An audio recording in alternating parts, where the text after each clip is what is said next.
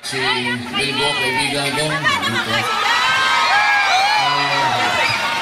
Mayor, ang ating host, Vicky, salamat po for providing this space and for us to be accommodated this afternoon.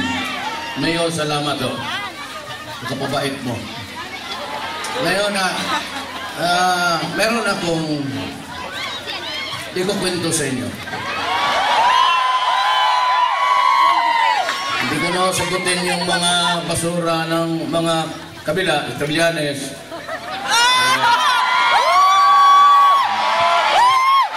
Alam mo, pwede na itapo din na sa lahat ang basura.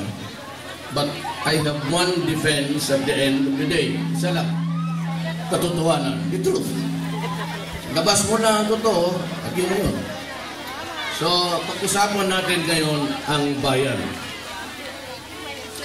Una-una po, Freddy Aguilar. Ito si Freddy, kaibigan ko. I have not seen him for a long time. Hindi ko kami nakikita. He does not have any shows outside maybe of Manila.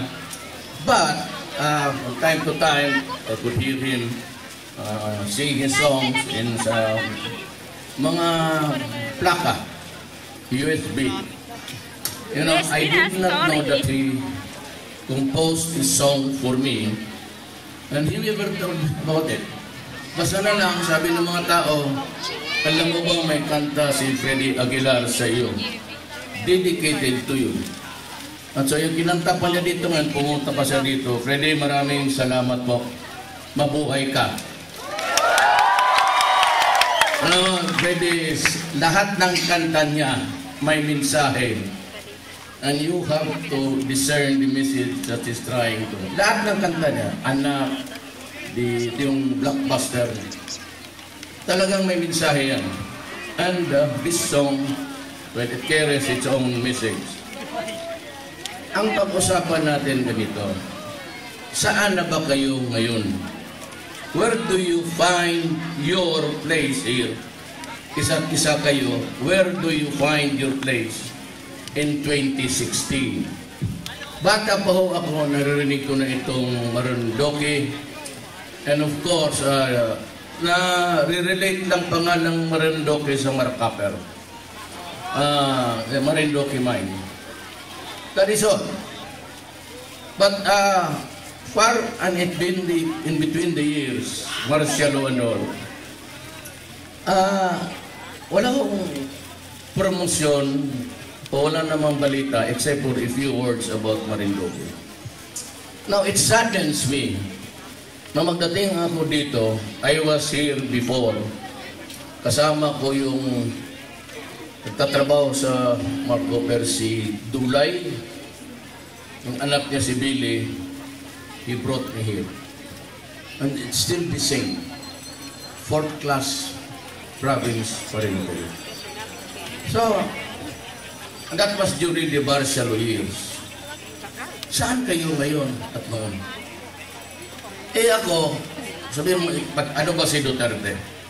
Well, I came from an island called Mindanao. Halo kami doon mga Moro, Lumad, pati Christians. It was a troubled place, including my city. Kaya lang naman ako, prosecutor ako noon, fiscal. Ay, tumakbo ako ng mayor. At nakita ko ang bayan ko magulo. Puro droga, puro kidnapping. At sinabi ko sa mga taong bayan, pag ako ang hilalalin ng mayor, ang mapangako ko lang is that I will restore order in this city. Kaya unang na mayor ako, sinabi ko, hindi tayo pwedeng maganito habang panahon. May panahon na wala kang gawin, may panahon na you just nonchalant. Wala kang pakialam sa mundo. May panahon na tahimik ka lang. But there is always a time for you to wake up from lethargy. There's a time for you to measure yourself. Ano ang buhay mo how do you find your existence here in Marinduque? Yan lang, because, alam mo, matagal na, change. Kayo ang hindi nagbago. Hindi naman, I'm not criticizing. I'm just saying as a Filipino. Kasi ako, may maipagyabang ako. May ginawa ako sa siyudad ko. It's now a big city. It is contributing almost billions of months doon sa Manila. Lahat na kinikita kasi namin, lahat, baka akala ninyo yung kinukolekta ng city, pati provincial treasurer, napupunta yan sa inyo. No? It is not the case. Kinukolekta yan lahat. Basta de resibo, then it is sent to Manila, to the National Treasury. Kaya pagka ganun, wala ka talagang pera. Hintayin mo when Congress will appropriate the budgets and you are given your share by way of IRA. Kaya nga naman, kung yan lang ang you depend on the IRA, napakaliit yan, marami tayong siyudad, pati probinsya, naghahati niyan. And of the total budget, parang bibingkay ang paghati, ang IRA ng local governments would only amount to 19% of the total budget. Yung 19%, paghati-hatian naman yan, Marinduque, Davao, Hulo, yan ang pera. Ngayon, kung ganito kayo, you do not, maybe promote your island as an, ito maganda to, mas taas na kita ko, mga resort. If you do not change dito, you have to, alam mo ang tao, pag may gawin ka, isipin mo muna. Then you start to implement what you, from the physical, mental to the physical. Ngayon ang gawin ninyo is, you must change. Kailangan talaga ninyo magbago muna. Then from that, isipin ninyo kung ano ang baguhin ninyo sa bayan ninyo. In the same way na ako, kasi matagal akong mayor, 22 years, I was elected in 1988 as mayor of Davao City. It's now 2016, I'm still the mayor of Davao City. Hindi pa ako nagbitaw eh. Now, there's an election. Alam mo, baski saan ako pupunta, ang tao talaga, yung acceleration, yung nakita ng lalaki na sa kampanya ko, even local, pati national. For the first time, marami akong nakikitang lalaki umiiyak. At alam ko na kung ano, tinamaan ng droga, mga pamilya niya.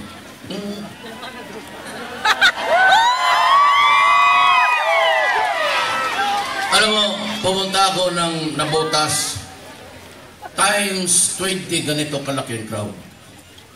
Naglabasan, makikita naman yan sa Facebook. Naglabasan lahat. At kung makita mo yung drone sa itaas, parang grass, pati ganun mga tao. Hindi ako nabilib dahil I am insignificant in this game. Before the campaign, hindi niyo ako kilala.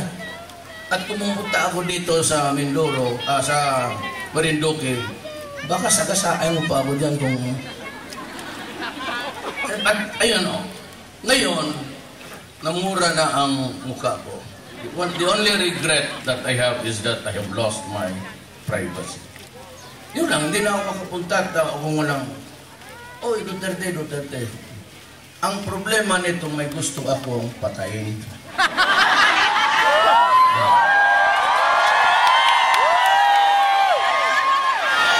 Alam mo yan? Sino nag-imbento nitong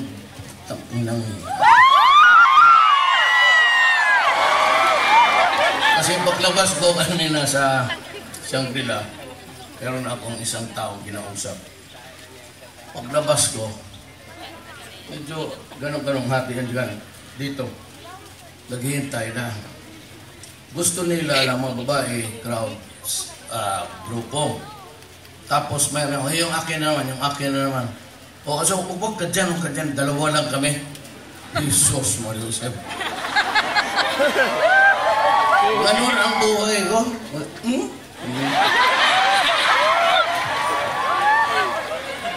Pero, kidding aside, let us go back to ako, patapos na kasi ako. I'm 71 years old. Kaya nga naman, kung trilyon na, kung may bilyon ako, bumili na ako ng aeroplano o helicopter. Ngayon, naghihiram pa ako, nagbabayad ako. Mabuti na lang may nagbibigay. Kaya, you have to change. Isa lang ang message ko, sabi ko, change is coming for me sa Pilipinas. We will have a peaceful country, I assure you. Drugs must be suppressed to begin. Talagang sinisira ang ating bayan ng drugs. Noon, urban sila sa siyudad lang, sa mga eskwelahan. O where young people congregate. Or yung people na vulnerable. Tayo hindi na. Hindi natin tatamaan niya mga ganun. You must have an IQ of 14 kung papasok ka ng you know, Shabu sinks the brain of a person. Meron akong rehab sa Davao, 33 million rehab center. 98% slide. So, nag-usap-usap, kasali yung Amerikano about the effects of drugs. Sabi nila, the strongest, that yung pinaka-lethal na drug is Shabu because it shrinks the brain of a person. Pagka nag-shrink ang brain ng tao, it cannot be inflated again. Di naman itong pumunta ka doon sa Caltex o sa Shell na lagyan mo ng hangin yung ilong mo, gano'n ulit. So, ang tao pag tinamaan 1 year, 2 years, he is no longer a viable human being. Kaya ako galit. Kasi yung nandyan sa center ngayon, hindi na talaga makalabas yan. Pero gonggong na eh. And to think that the PDEA, ngayong bago lang, by the way, ang chief ng PDEA ngayon si General Gonzales. During his time, okay pa ang PDEA. Ngayon, but they came up with this now. It's about 3 to 4 million Filipinos. Ang PDEA noon, panahon niya, okay. And I'm sure you saw him several times working at pinagsisipak-sipak pa niya harap-harapan sa TV. Violation ng human rights. Wala rin pakialam itong yabang sundalo eh. Yes, a medal police, military man rather. And he was working very well when he was the PDEA chief. Mabuhay si General Santiago, kandidato bakal senador. Pero ako sa PDEA ngayon na lang. So, number 1 to change, marami. One is, buhawagin ko yung PDEA. Because wala na akong kumpiyansa dyan sa PDEA. I know them because I was a prosecutor. I will deal with this problem almost every day of my waking hours. Ngayon, second is itong gun for hire, kidnapping, kung anong kalukuhan. You know, sa Manila, a little more than 60 persons, most of them Filipino-Chinese, kinidnap, hiningan ng ransom, at pagkatapos, patay na pala. So, anong klase itong gobyerno? At hindi makontrol. Ang munting lupa mismo, na panahon ni Diliba, nagluluto ng shabu. Anak ka na. Anak ka ng papas, kasi sinong tatay nanay, anak ka ng...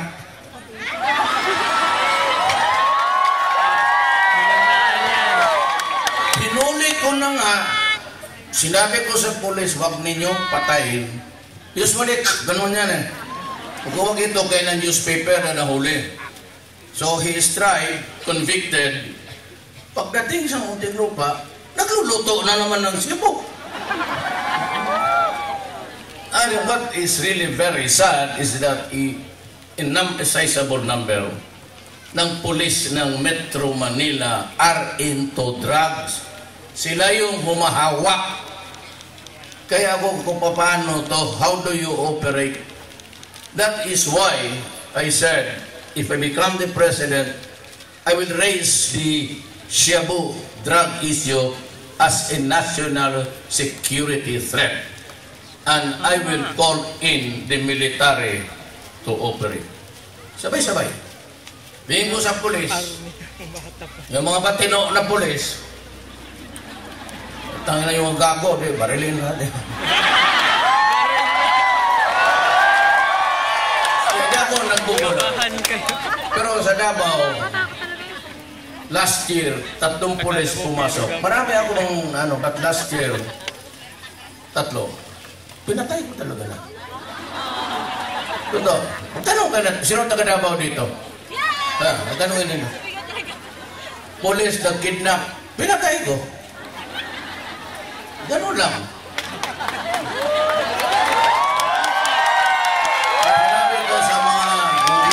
Sabi ko, kayong lahat mga drogista, alis. Yung umalis, ang iba, nagpunta sa Mindoro, pati dito sa Marinduque. Yung ayaw nga, hindi naniwala, patay. Gumana pa ang negosyo ng Davao. Kasi maraming patay, konsumo ng elektrisidad, malakas. Kandila, may benta. Yung yan sa cemetery, may kita. So, gumagana ang ekonomiya sa baba.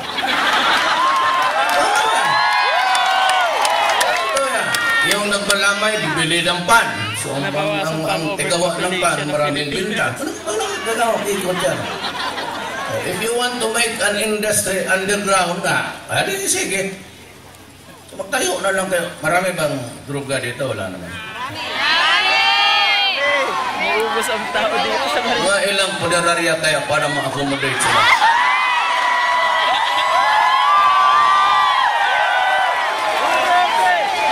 Alam mo, tingnan mo sa newspaper, puro bayad ng mga oligarch mayayaman. Tingnan mo, pa itong relative ng mga Aquino, tingnan mo kung magsalita ang putang ina niya. Alam mo yung taong yan ang pagador na mga gustong magmina ng Pilipinas. Andini pa. Pero kung magsulat, kala mo siya, mga bisyap. Bisyap? Pakialam ng bisyap. Gusto mo, sumali ka rin dito. Mga bisyap kung ano. I do not care. I do not care even if all the bishops would say, wag kayong bumoto kay Duterte. Kasi mamamatay tao. Ngayon gusto ko yung mga bishop, kayo ang mag-solve ng problema. Kung kaya ninyo, gawin ninyo. And I will withdraw. Pero kung hanggang tiga blessing ka ng patay,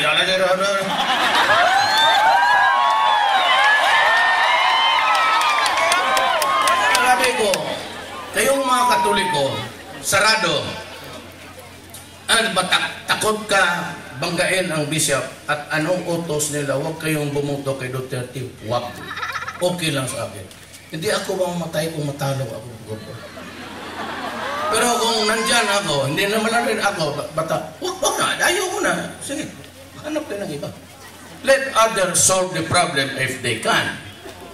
Kaya sabi ko mga bishop, kayo, maniwala kayo sa mga bishop ninyo. Kasi pag hindi kayo maniwala doon sa bishop ninyo, baka mapunta kayo sa impyerno. Pero pagdating mo doon, alam mo, nandun yung mga pare, pati bishop na may asawa. Magkita-kita kami doon, kumusta ka? Ayan, yung amin mayor, ano lang yun Pero alam mo, politika sa Diyos. I only bow to my country and God. Dalawa lang yan. Wag po akong takot-takutin ng impyerno. Kasi pag takutin ninyo ako sa impyerno, pagdating ko doon, magka-problema si Satanas.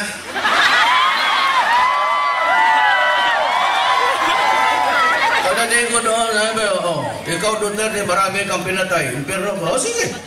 Oh, problema yan. Ginawa ko eh. Dating ko doon sa impero, sabi ko, sino ang boss ninyo dito? Oh, si Satanas. Saan doon? Saan? Yun, nakuha doon sa... Halika! Maglapit siya, ano? Putang ina mo, upakan kita.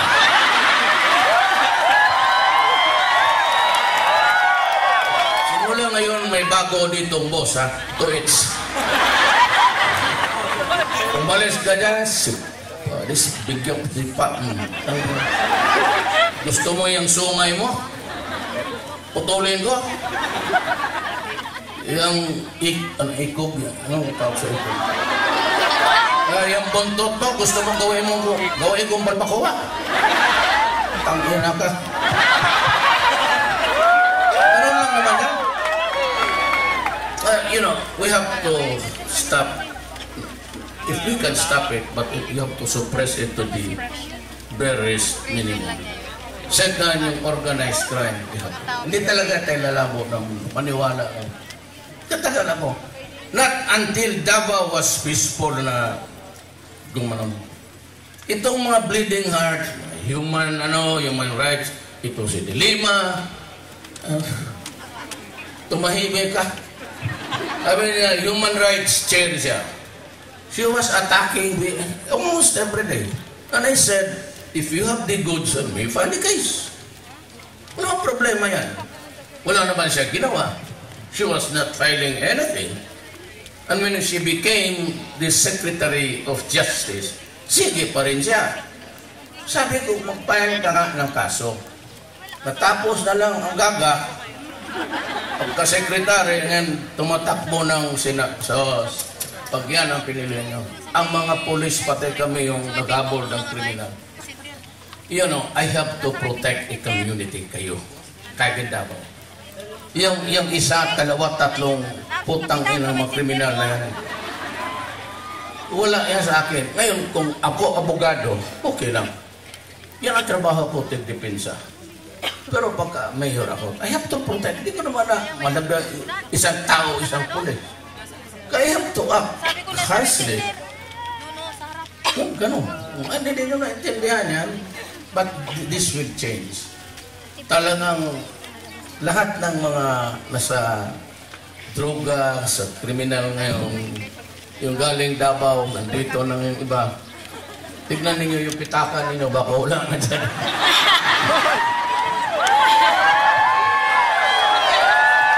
But, anyway, and third is, corruption in government must stop. Talagang hinto.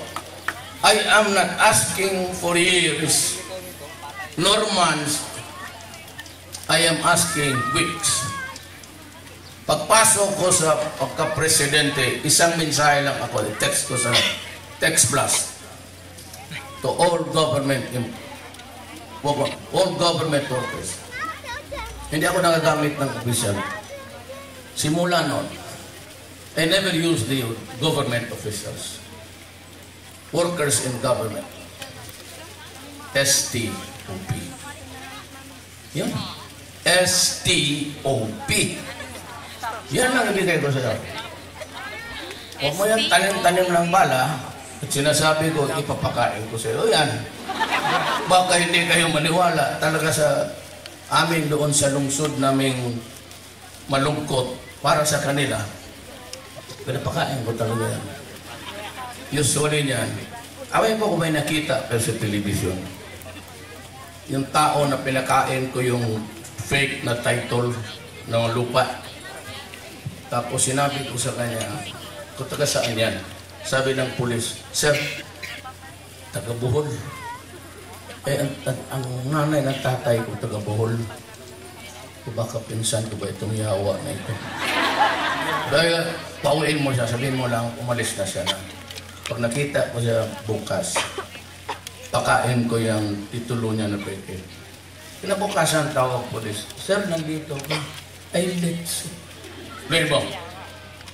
Ngayon, kainin mo yan. Putang ina ka. Pasabugin ko yung bayag mo. Kung yan o, sabi niya, Mayor, basit mo buto na. Gaw puputok. Putang ina mo, puputok talaga ito. Yawa ka. Kainin mo. Ito na, sabihin. Usually, nakakarga ng kamera, ganon. Bit lang ng gaga. Pin-switch. Pinabukasan, nagising ako ng asawa. Hoy! Ano ginawa mo sa kita mo? Gumaganon. Tapos, sa isang corner, may separate. Doon si Kaita nakatingin. This is cruelty. Kumakain ito. Nakita ninyo. Pawis na pawis.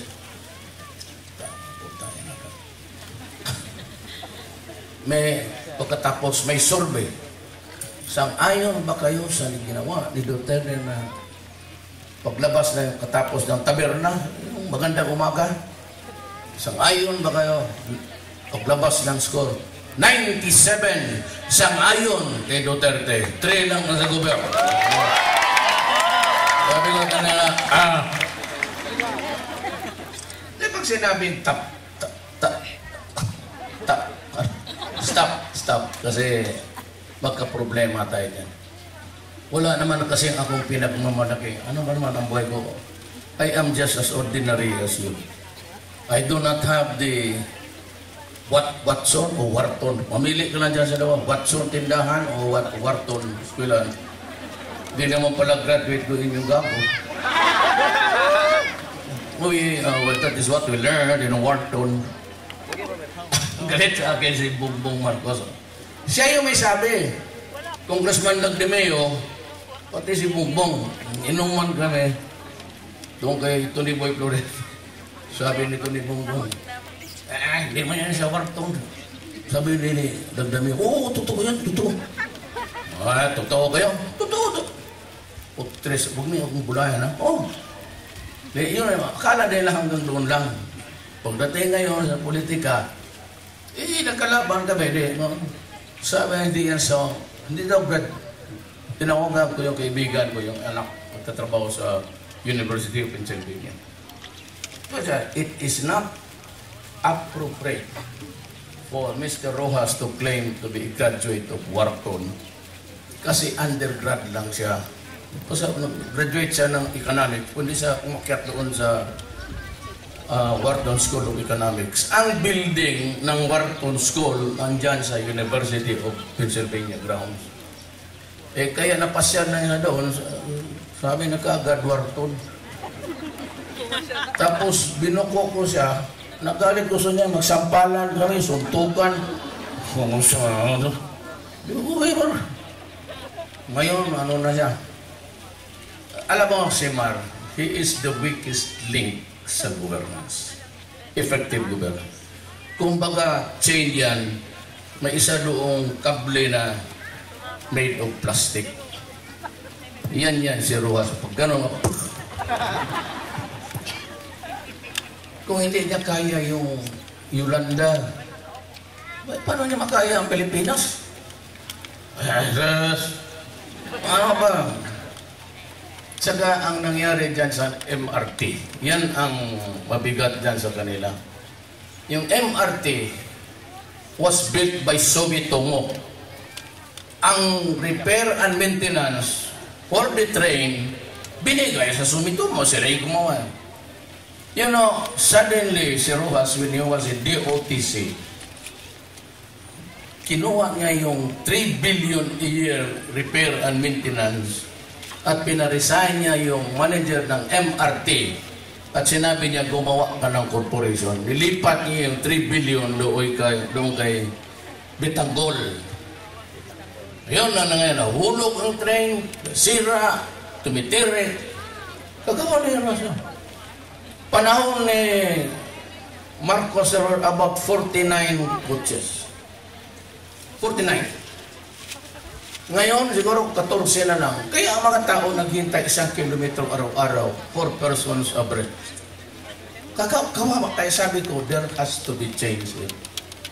Kita mo Pilipino, 1 kilometro nila kalindyan. Ulan, init, anak ka ng Tapos ang mga tao, sige lang daldal. Ang Malacanang, sige lang daldal. Wala namang ginagawa kung hindi magplano magsalita. Ruhas,